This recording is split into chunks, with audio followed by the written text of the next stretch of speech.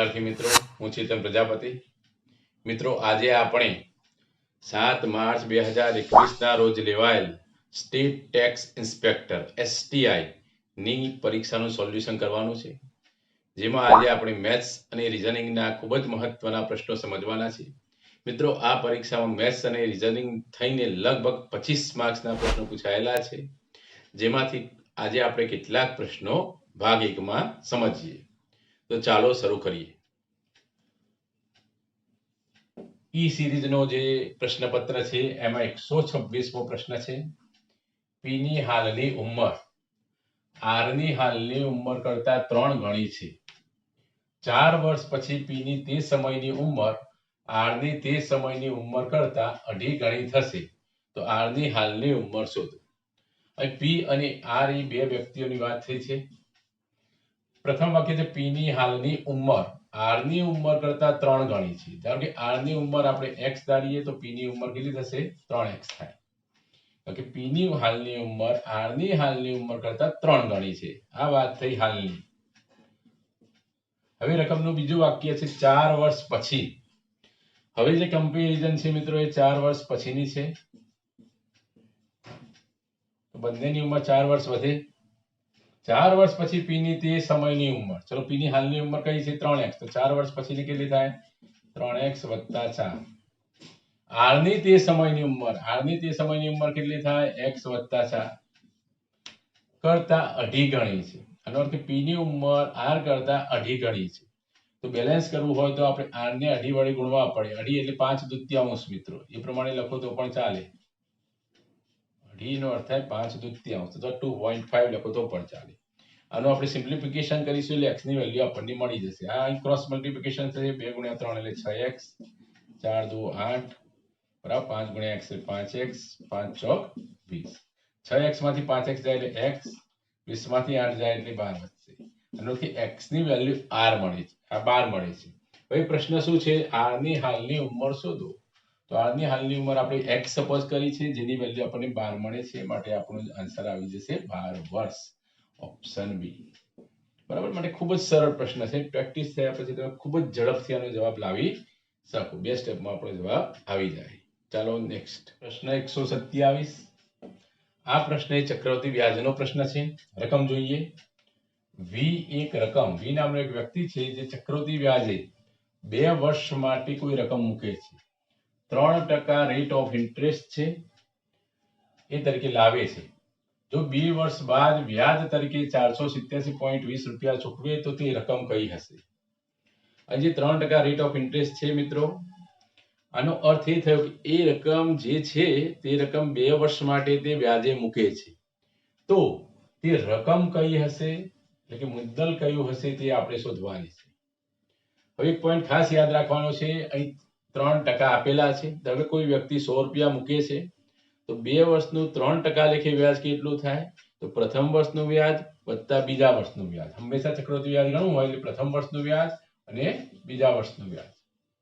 હવે જે પ્રથમ વર્ષે એનું વ્યાજ કેટલું થાય? તો 3 રૂપિયા. 100 ના 3% એટલે 3 રૂપિયા. હવે બીજા વર્ષનું વ્યાજ એટલે શું? પ્રથમ વર્ષનું વ્યાજ પ્લસ પ્રથમ વર્ષના વ્યાજનું વ્યાજ. બરાબર. આ સૂત્ર છે, ફોર્મ્યુલા યાદ રાખવાનું છે. બીજા વર્ષનું ચક્રવૃદ્ધિ વ્યાજ એટલે પ્રથમ વર્ષનું વ્યાજ પ્લસ પ્રથમ વર્ષના વ્યાજનું વ્યાજ. એટલે આ જે 3% છે એને 3% થાય. 3 ના 3% થાય એટલે 0.09 થશે. 3 ના 3% એટલે માટે 2 વર્ષનું ચક્રવૃદ્ધિ વ્યાજ કેટલું થાય? 6.09. આટલા રૂપિયા 2 વર્ષનું ચક્રવૃદ્ધિ વ્યાજ થાય. અથાની ફોર્મ્યુલા યાદ રાખવાની તમારી. 2x + x²/100. ગમે ત્યારે 2 હોય, 2 વર્ષ માટે આ લાગુ પડી શકે. 3% છે એટલે 3 દુ 6, 3 નો વર્ગ 9 ભાગ્યા 100 એટલે 0.09. ટૂંકમાં 3% છે એટલે 3 ના ડબલ 6 પ્લસ 0.09 એટલે 6.09 આવી જાય. દરેકમાં આવું થઈ શકે. તો આ જે મળે છે તે 2 વર્ષનું વ્યાજ. હવે આટલું વ્યાજ હોય તો જે મુદ્દલ આપણે સપોઝ કરી છે તે કેટલી છે? 100 છે. એટલે 6.09 એ જે મુદ્દલ છે તે 100 છે. તો અહીં રકમમાં પ્રશ્ન શું છે? 487.20 હોય તો કેટલી રકમ થાય? તો ચલો અહીં પોઈન્ટ પછી બે અંક છે, અહીં પોઈન્ટ પછી બે અંક છે, જે દૂર થઈ જાય આ બંનેનું મલ્ટીપ્લિકેશન આ છેદમાં આવશે એટલે 487 20 ગુણ્યા 100 છેદમાં 609 થઈ જશે. હવે એક નિરીક્ષણ કરો, મોટા ભાગે છેદ કટ થતા હોય તેવા જ પ્રશ્નો હોય. અહીં 6 છે, અહીં 48 છે, 6 ગુણ્યા 8 એટલે 48 થઈ શકે. હવે 9 ગુણ્યા 8 એટલે 72, 72 ના 2 પણ આવી જાય છે એટલે 609 ગુણ્યા 8 તમે કરશો મિત્રો તો તમારો જવાબ આવી જશે 4872 આવી જાય. તો આપણે 8 વડે આ રીતે અનુમાનની પદ્ધતિ દ્વારા તમે ગુણી શકો. માટે 8 વડે ભાગ ચાલશે, 0 છે એટલે 0, 80 ગુણ્યા 100 એટલે 8000 આપણો જવાબ થઈ ગયો. તો કોઈ લાંબી ગણતરી કરવાની જરૂર નથી.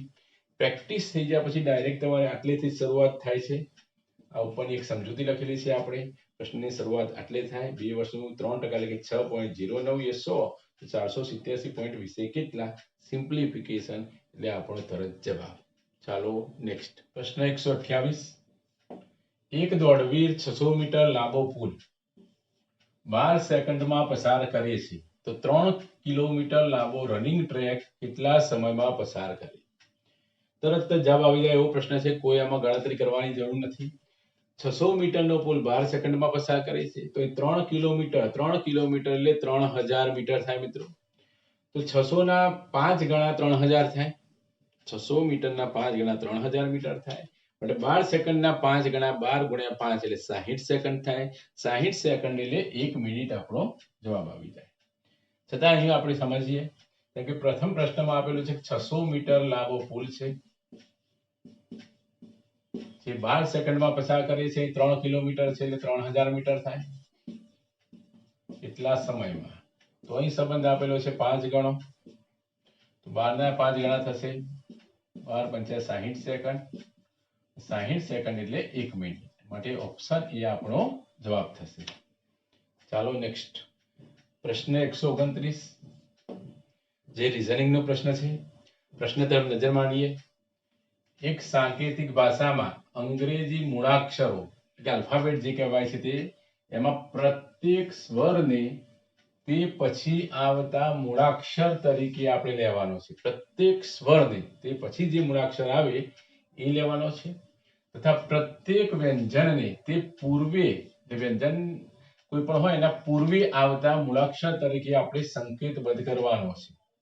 તો સાંકેતિક ભાષામાં એક શબ્દ આપેલો છે એનો અર્થ શું થાય? તો મિત્રો પ્રશ્ન ખૂબ જ સરળ છે. પ્રશ્ન જોઈને એવું લાગે કે આ પ્રશ્ન કઠિન હશે પણ ખૂબ જ સરળ છે. પ્રશ્નનો મૂળ ભાવાર્થ સમજો તમે. પ્રત્યેક સ્વરને તે પછી આવતા મૂળાક્ષર તરીકે, જે સ્વર છે એના પછી આવતા મૂળાક્ષર લેવાનો છે. એટલે આપણે સૌપ્રથમ સ્વર જે આપેલા છે તેના તરફ નજર કરીએ. જેમ કે અહીં આઈ એ સ્વર છે, અંગ્રેજીમાં 5 સ્વર છે, એ ઈ આઈ ઓ યુ. તો આઈ સ્વર છે તો એના પછી કયો અક્ષર આવે? આઈ પછી જે આવે. ચાલો બીજો સ્વર કયો છે? અહીં નજર કરીએ, ઈ છે, ઈ પછી એફ આવે. સૌપ્રથમ સ્વરનું નિરીક્ષણ કરી દઈએ. ઓપ્શન ઉપરથી આપણને આઈડિયા આવી શકે. અહીં પણ ઈ છે તો એના પછી એફ આવે. અહીં આઈ છે તો એના પછી જે આવે. અહીં આઈ છે તો એના પછી જે આવે. બરાબર. અહીં ઓ છે તો એના પછી પી આવે. ઓપી. હવે આપણે ઓપ્શન તરફ નજર કરીએ. ચાલો પ્રથમ ઓપ્શન જોઈએ. હંમેશા પાછળથી શરૂઆત કરવાની. અહીં પી છે તો અહીં પી આવી જાય છે, બરાબર છે. અહીં ચલો જે છે તો જે પણ આવી જાય છે, બરાબર છે. તમે નિરીક્ષણ કરી શકો છો. ચલો અહીં પછીનો પહેલો, બીજો, ત્રીજો, ચોથો, પાંચમો, છઠ્ઠો. પહેલો, બીજો, ત્રીજો, ચોથો, પાંચમો, છઠ્ઠો. અહીં જે આવો જોઈએ જવાબમાં, અહીં જવાબમાં આઈ આવે છે. માટે પહેલો ઓપ્શન આવી શકે નહીં.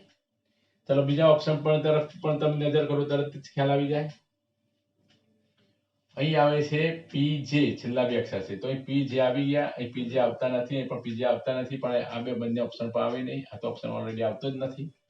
માટે આપણો જવાબ આવશે ઉપરના પૈકી એક પણ નહીં. એટલે વ્યંજનના આગળના અક્ષરો આપણે ગોઠવવાની જરૂર નથી, સમય વ્યય કરવાની જરૂર નથી. ફક્ત સ્વરની ગોઠવણી કરી. જે સ્વર છે એના પછીનો અક્ષર રકમ પ્રમાણે પ્રત્યેક સ્વરને તે પછી આવતા મૂળાક્ષર તરીકે લેવાનો છે, બરાબર.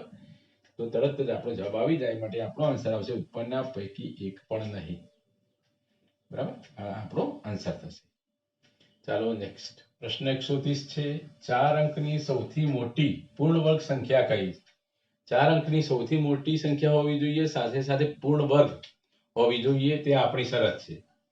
મિત્રો આપણે બેઝિક વસ્તુ તો જાણીએ છીએ, 4 અંકની મોટામાં મોટી સંખ્યા જો ફક્ત પૂછી હોય તો 9999 આવે. તો પ્રશ્ન એવો નથી. આ સંખ્યા પૂર્ણ વર્ગ પણ હોવી જરૂરી છે. પૂર્ણ વર્ગ એટલે કે જે સંખ્યાનું વર્ગમૂળ કાઢી શકાય. તો આપણે બેઝિક વસ્તુ તો જાણીએ છીએ, 4 અંકની સંખ્યા એવો પ્રશ્નમાં ઉલ્લેખ કરેલો છે. તો આપણે ધારો કે વર્ગ કરી શકીએ મૌખિક આ પ્રમાણે કેલ્ક્યુલેશન કરી કે 90 નો વર્ગ તો 81 તો થાય, એ પણ 4 અંકની છે. 95 નો વર્ગ, આ બધી ટ્રિક્સ તમે ભણેલા છો અગાઉ, 90 25 થાય. 100 નો વર્ગ ધારો કે તમે કરો તો 10,000 થાય. હવે આ જે 100 નો વર્ગ 10,000 આવ્યો એ તો આ 5 અંક થઈ ગયા, બરાબર. અહીં શરત શું છે? 4 અંકની સંખ્યા. આનો અર્થ કે 100 થી સૌથી નજીકની સંખ્યા હોઈ શકે, એટલે 100 માંથી ઓછો કરીએ એટલે 99. 99 નો વર્ગ કરીએ તો આપણો જવાબ આવી જશે, બરાબર. હવે આની રીતો, વર્ગ કરવાની રીતો અનેક છે. 100 ને આધારે પણ વર્ગ થઈ શકે. એક ટ્રિક્સ છે, જેમ કે 100 માંથી 99 જાય એટલે 1 વધે એટલે 0 1 લખવાના છે. હવે 100 અને 99 વચ્ચે એકનો તફાવત છે, તો 99 માંથી 1 બાદ કરો એટલે 98 આવી જાય. એટલે 9801 આપણો આન્સર થઈ શકે, બરાબર. બીજી પણ એક મેથડ છે, જેમ કે 99 નો વર્ગ તમારે કરવો છે તો સૌપ્રથમ આ 9 નો વર્ગ કર્યો એટલે 81. ફરીથી આ 9 નો વર્ગ કર્યો એટલે 81. વચ્ચે લાઈન દોરી દેવાનું છે.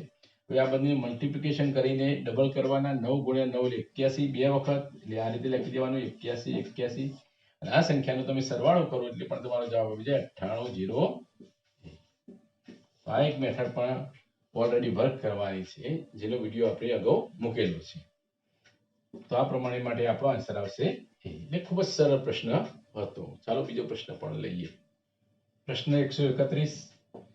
પ્રશ્ન 131 એ મધ્યસ્થનો પ્રશ્ન છે. અહીં એક ચોક્કસ માહિતી આપેલી છે, એ માહિતીનો મધ્યસ્થ શોધવાનો છે. સૌપ્રથમ તો મધ્યસ્થ એટલે શું? તો જે અવલોકનો આપેલા હોય તે અવલોકનોને ચડતા ક્રમમાં ગોઠવવાના છે, અને ચડતા ક્રમમાં ગોઠવ્યા પછી જે વચ્ચેનું અવલોકન હોય, એક્ઝેક્ટ વચ્ચેનું અવલોકન, તે અવલોકનને આપણે મધ્યસ્થ તરીકે ઓળખીએ છીએ. તો સૌપ્રથમ આપણે હવે જે અવલોકનો આપેલા છે તે અવલોકનને ચડતા ક્રમમાં ગોઠવીએ તો આપણો સમય વ્યય થાય. મિત્રો, તો આપણે શું કરવાનું છે? સૌપ્રથમ તો અવલોકનો કેટલા છે, નંબર્સ કેટલા છે તે આપણે જાણી લઈએ. તો જે અવલોકનો આપેલા છે તે આપણે ગણીએ તો 1 2 3 4 5 6 7 8 9 10 11 12 13 14 15 ને 16 અવલોકન છે. હવે જ્યારે બેકી અવલોકન હોય, ઇવન નંબર્સ અવલોકન હોય, ત્યારે તમારે મધ્યસ્થ શોધવાનો હોય. તો જે સંખ્યા આપેલી છે એના અડધા કરે એ લેવાના. અડધા એટલે 16 અવલોકનો છે, 16 ના અડધા 8 માટે 8મું અવલોકન. એના પછી આવતો અવલોકન એટલે 9મું અવલોકન, હંમેશા છેદમાં 2. આ એક ફોર્મ્યુલા યાદ રાખવાની છે. વચ્ચેનું કઈ સંખ્યા આવે? 16 અવલોકનો છે, અને 16 ના અડધા 8 એટલે 8મું અવલોકન. પછી એના પછી આવતો અવલોકન એટલે 9મું અવલોકન ભાગ્યા 2. કેમ આવું કર્યું? કારણ કે ઇવન નંબર્સ છે માટે. હવે તો બીજો પ્રશ્ન થાય, 8મું અવલોકન ચડતા ક્રમમાં ગોઠવવાના છે. તો આપણે ચડતા ક્રમમાં ગોઠવવાની જરૂર નથી. 8મા નંબરનું અવલોકન ચડતા ક્રમમાં કયું આવે તે આપણે ગણી દઈએ.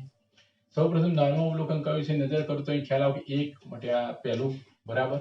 એના પછી 3 આવશે, આ 2 બીજું, 8 એ ત્રીજું, 11 એ ચોથું, બરાબર. એ પ્રમાણે આપણે જોતા રહેવાનું છે. આ ચોથા નંબરનું આવ્યું. તો 5મા નંબરનો 11 થી મોટી સંખ્યા કઈ તમને દેખાય છે? તમે જોઈ શકો છો. ચોથું, તો પછી આ 5મું, 39 એ છઠ્ઠું, 45 એ 7મું આવી ગયું, બરાબર. પછી 54 આવે એટલે 54 એ 8મું અવલોકન આપણને મળશે, એટલે આપણે 54 લખ્યા. ચલો 54 પછીની સંખ્યા કઈ આવે છે? 65, માટે 65 એ 9મું અવલોકન આવશે, છેદમાં 2 લેવાના છે. બંનેનો સરવાળો આવ્યો 119 ભાગ્યા 2. ચલો 120 હોય તો 60 થાય અડધા. 120 ના અડધા અહીં 119 છે, માટે 60 નહીં થાય. 60માં 0.5 ઓછા થશે એટલે 59.5 આપણો આન્સર આવશે. તો ઓપ્શન તરફ આપણે નજર કરીએ તો ઓપ્શન સી એ આપણો આન્સર થશે. એટલે આ પ્રમાણે અવલોકનોને ચડતા ક્રમમાં માનસિક રીતે ગોઠવવાના છે. એક કેન્સલ કરવાનો, 8મા નંબરનો ડાયરેક્ટ લઈ લેવાનો, પછી એ પ્રમાણે કેન્સલ કરીને પછી 9મા નંબરનો ભાગ્યા 2 એટલે જવાબ આવે. પરંતુ આ પ્રકારના પ્રશ્નોમાં તમારે ક્લેરિટી એટલે કે એકદમ તમારે પરફેક્શન રાખવું પડે, નહીં તો ભૂલ થવાની સંભાવના છે. પ્રશ્ન સરળ છે, બરાબર. ચલો આના પછીનો પ્રશ્ન. પ્રશ્ન 132 જે કેલેન્ડરનો પ્રશ્ન છે. એક ચોક્કસ તારીખ આપેલી છે કે 28 માર્ચ 1656 ના દિવસે કયો વાર હશે. મિત્રો, આ પ્રશ્ન સમજવા માટે તમારે કેલેન્ડરનો કોન્સેપ્ટ ક્લિયર હોવો જરૂરી છે. જેટલું સમજાય તેટલું સમજો. ચલો પૂરેપૂરું કોન્સન્ટ્રેશન. હંમેશા જે વર્ષ આપેલું હોય, જેમ કે 1656 છે, તો એના આગલા વર્ષો કેટલા? 1655 થશે, એ લેવાના છે. બરાબર. એ ઉપરાંત અહીં જે 1656મું વર્ષ છે તેના કેટલા મહિનાનો સમાવેશ થાય છે? માર્ચ તારીખ આપેલી, માર્ચ આપેલું છે 28 માર્ચ, એટલે જાન્યુઆરી, ફેબ્રુઆરી અને માર્ચ, આ 3 મહિનાનો સમાવેશ થઈ શકે. હવે 1655માં એના ભાગ પાડવાના છે. સૌપ્રથમ હું 1600 લઈશ, પછી 55 વર્ષ લઈશું આપણે. હવે ચલો 1600 વર્ષમાં એક્સ્ટ્રા દિવસ કેટલા હોય? 0. તો આ વસ્તુ તમારે સમજવી જરૂરી છે, કારણ કે 400, 800, 1200, 1600 એમાં 0 વર્ષ આવે એક્સ્ટ્રા. ચલો હવે જે 55 વર્ષ છે તેના ભાગ પાડીશું. સૌપ્રથમ તો જેટલા વર્ષ હોય તેટલા દિવસો લખવાના છે. હવે 55 વર્ષ જે છે એમાં લીપ વર્ષ કેટલા આવે? 4 વડે ભાગવાના, જે ભાગફળ વધે તે, એટલે 13 ચોક 52 થશે, માટે 13 લીપ વર્ષ આવી શકે. ચલો જે જાન્યુઆરી મહિનો છે એમાં એક્સ્ટ્રા દિવસ 3 આવે, કારણ કે 31 દિવસ હોય, 31 ને 7 વડે ભાગો એટલે 7 ચોક 28, 3 શેષ વધે. ચલો ફેબ્રુઆરીમાં કેટલા દિવસ હોય? અહીં લીપ વર્ષે ખાસ ધ્યાન રાખવાનું છે. લીપ વર્ષમાં ફેબ્રુઆરીમાં 29 દિવસ હોય, 7 વડે ભાગો એટલે 1 શેષ વધે. ચલો માર્ચમાં કેટલા એક્સ્ટ્રા દિવસ આવશે? માર્ચની કઈ તારીખ છે તે જોવાની છે. 28મી માર્ચ, માટે 28 લખી દેવાના છે. હવે પૂરેપૂરું ધ્યાન રાખજો. જે સંખ્યાઓ આપેલી છે એને તમે 7 વડે ડિવાઈડ કરીને શેષ પણ ગણી શકો. તો આપણે એ પ્રમાણે કરીશું. જેમ કે 55 સરવાળામાં આ બધાનો સરવાળો કરો તો પણ જવાબ આવે, અથવા આપણે 55 ને 7 વડે ભાગો, 70, 70, 49, 6 શેષ વધશે. અહીં આને 7 વડે ભાગો એટલે 6 શેષ વધે. આ 3 ના 3 છે, અહીં 1 છે, અહીં 28 ને 7 વડે ભાગો એટલે શેષ 0 વધે. ચાલો આપણા બધાનો સરવાળો કરીએ. 6 6 12, 12 ને 3 15 ને 1 16 આવ્યા. આ 16 ને 7 વડે ભાગો એટલે 7 દુ 14, માટે 2 શેષ વધે. હવે શેષ ઉપરથી કેવી રીતે કેલ્ક્યુલેશન કરવું? તો કોઈ પ્રશ્નમાં 0 પણ શેષ વધે, 1 2 વધે, 2 વધે, 3 વધે, 4 વધે, 5 વધે અથવા 6 વધે. 7 વડે ભાગીએ. જ્યારે જ્યારે શેષ 0 વધે ત્યારે રવિવાર હોય, 1 વધે તો સોમવાર, 2 વધે તો મંગળવાર. એ પ્રમાણે તમારે સમજવાનું છે. બુધ, ગુરુ, શુક્ર અને શનિ. તો શેષ 2 વધે છે, માટે આપણો આન્સર આવશે મંગળવાર. હવે આ પ્રશ્ન તમે જેમ પ્રેક્ટિસ કરો એમ તમારી સ્પીડ વધતી જાય અને સ્ટેપ પણ ઘટતા જાય મિત્રો. બરાબર. ખૂબ જ મહત્વનો સારો એવો પ્રશ્ન છે. આ પ્રકારનો પ્રશ્ન જીપીએસસી ની પરીક્ષામાં ખાસ પૂછાય છે. બરાબર. ચાલો બીજો પ્રશ્ન લઈએ. પ્રશ્ન 133. રકમ વાંચીએ આપણે. એક ઘડિયાળ દર 3 કલાકે 7 મિનિટ ધીમું પડે છે. ઘડિયાળ છે પ્રત્યેક 3 કલાકે 7 મિનિટ લેટ પડે છે, ધીમું પડે છે. જો તેને સોમવારે બપોરે 12 વાગે સાચા સમય મેળવવામાં આવે, આપણે સોમવારે બપોરે 12 વાગે સેટ કરી દઈએ છીએ સાચા સમય. તો પ્રશ્ન છે કે મંગળવારે બપોરે 3 વાગે તે કયો સમય બતાવતું હશે? તો મિત્રો અહીં ખાસ ધ્યાન રાખવાનું છે, જે ઘડિયાળ છે એ પ્રત્યેક 3 કલાકે 7 મિનિટ મોડું પડે છે. 7 મિનિટ મોડું પડે છે. હવે અહીં જે સમયગાળો કેટલો આપેલો છે, સોમવારે બપોરે 12 વાગે અને મંગળવારે બપોરે 3 વાગે. આનો અર્થ 12 થી 12 એટલે 24 કલાક અને પ્લસ 3 કલાક થાય ને. 12 વાગે થી બપોરે 3 વાગ્યા સુધી. ટૂંકમાં અહીં સોમવાર છે, અહીં મંગળવાર છે, એટલે 27 કલાક થઈ શકે. માટે 27 કલાકમાં કેટલું લેટ પડે? આ પ્રશ્ન થયો આપણો. હવે તમે નિરીક્ષણ કરો, 3 કલાકનો સમયગાળો હોય તો 7 મિનિટ લેટ, તો 27 કલાકનો ટોટલ સમયનો ગાળો થયો છે. એટલે 3 9 27, 9 વડે મલ્ટીપ્લાય કરીએ તો અહીં પણ 9 વડે આપણે મલ્ટીપ્લાય કરી શકીએ. 7 9 63 મિનિટ. આનો અર્થ કે 63 મિનિટ લેટ પડે. આનો અર્થ કે અહીં ઘડિયાળમાં જ્યારે સાચા 3 વાગેલા હોય તો એમાંથી 63 મિનિટ તમારે બાદ કરવી પડે. હવે 63 મિનિટનો અર્થ થાય 1 કલાક અને 3 મિનિટ બાદ કરવી પડે. એટલે કે 3 કલાકમાંથી 1 કલાક આપણે બાદ કરીએ 2 વાગે, 2 વાગ્યામાંથી પાછી 3 મિનિટ બાદ કરવી પડે, એટલે 1 કલાક ને 57 મિનિટ. આ આપણો આન્સર આવે. હવે આપણે ઓપ્શન તરફ નજર કરીએ તો 1 કલાક 57 મિનિટ ક્યાંય દેખાતો નથી, માટે આપણો આન્સર આવશે ઉપરના પૈકી એક પણ નહીં. એ ખૂબ જ ઓછી ગણતરી દ્વારા તમે આવો પ્રશ્ન કરી શકો. ચાલો નેક્સ્ટ 134 પ્રશ્ન, જે સરેરાશનો પ્રશ્ન છે. ખૂબ સારો પ્રશ્ન છે. એક વર્ગખંડમાં કુલ 65 વિદ્યાર્થીઓ છે. એ 65 વિદ્યાર્થીઓએ ગણિતમાં મેળવેલ ગુણની સરેરાશ આપેલી છે 54 છે. ટૂંકમાં જે 65 વિદ્યાર્થીઓ છે એમને એવરેજ ગુણ જે આપેલા છે તે 54 છે. પરંતુ જે એમાંથી એક વિદ્યાર્થી છે એના ગુણ ભૂલથી 78 ને બદલે 87 લેવાઈ ગયા છે. એટલે કે રોંગ નંબર લાગી ગયો છે મિત્રો. ગણવાના હતા 78 પરંતુ ગણી દીધા છે 87. આનો અર્થ એ થયો કે અહીં જે 9 ગુણ વધુ લખી દીધા છે. બરાબર, ભૂલમાં રોંગ નંબરમાં 78 ને બદલે 87 ગુણ લખાઈ ગયેલા છે એટલે 9 ગુણ વધુ લખાઈ ગયા છે. આથી ભૂલ સુધાર્યા બાદ સાચી સરેરાશ કેટલી હશે? ભૂલ સુધાર્યા બાદ સાચી એવરેજ કેટલી હશે? તો તરત જ ખ્યાલ આવી જાય મિત્રો. 78 ને બદલે 87 ગણ્યા છે એટલે આપણે 9 ગુણ વધુ ગણી દીધેલા છે. એ 9 ગુણ વધુ ગણવાના બદલે 54 સરેરાશ આવે છે. આનો અર્થ કે આપણે 9 ગુણ ઓછા કરવા પડે.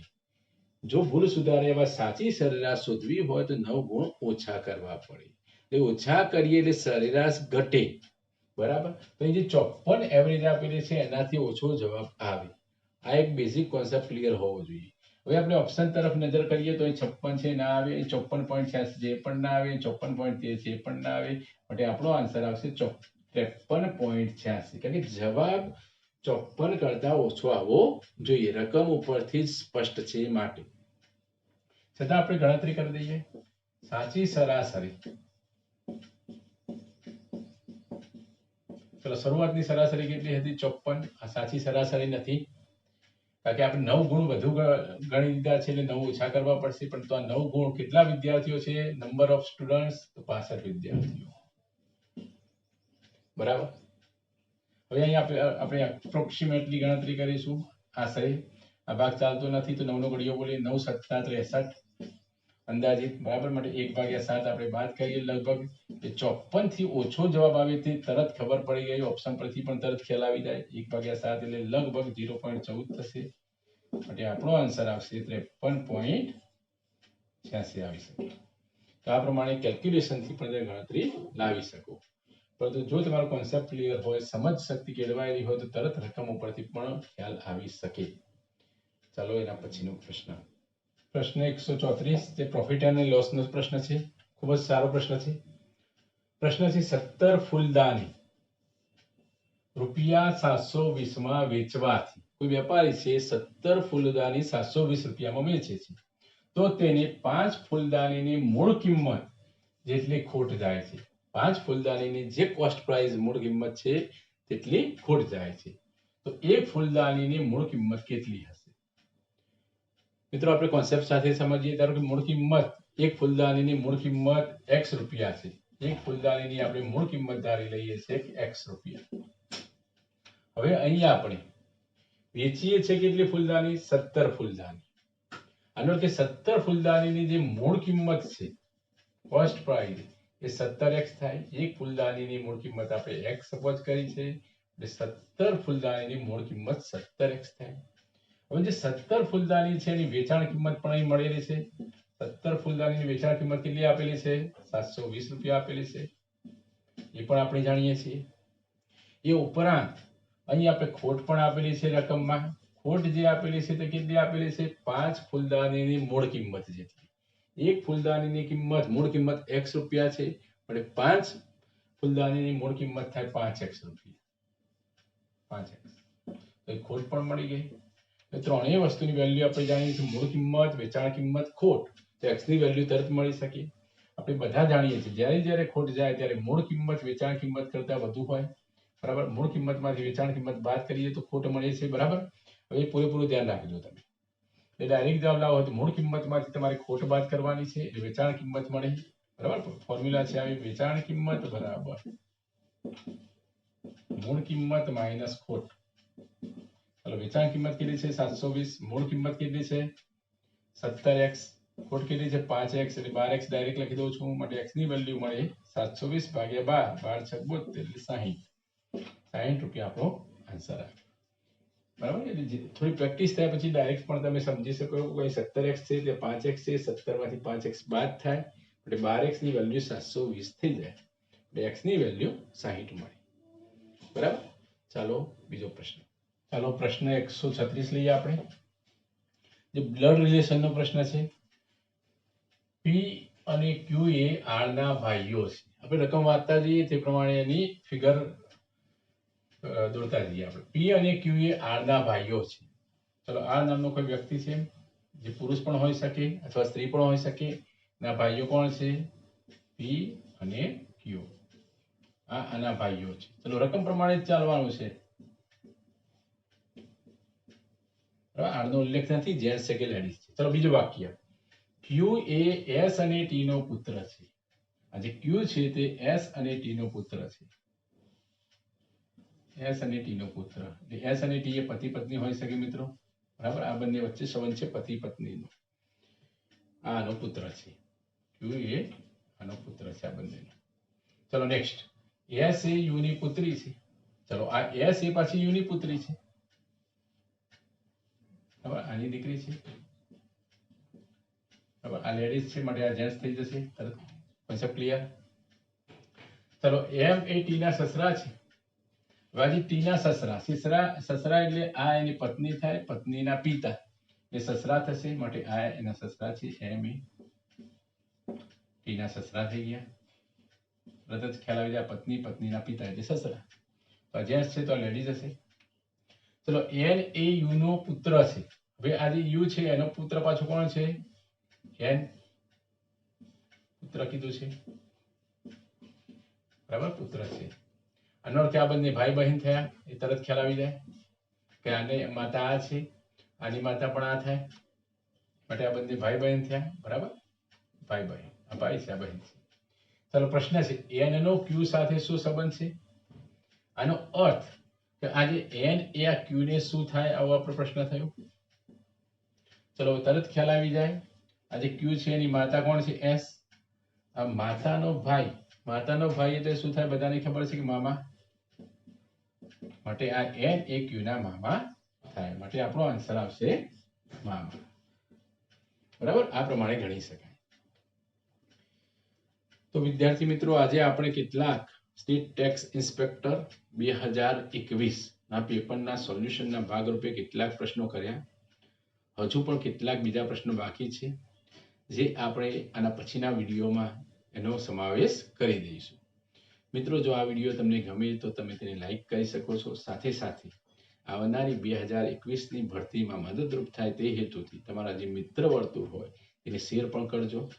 બરાબર, તો આજે આપણે આટલે સુધી જોઈએ છીએ. Have a good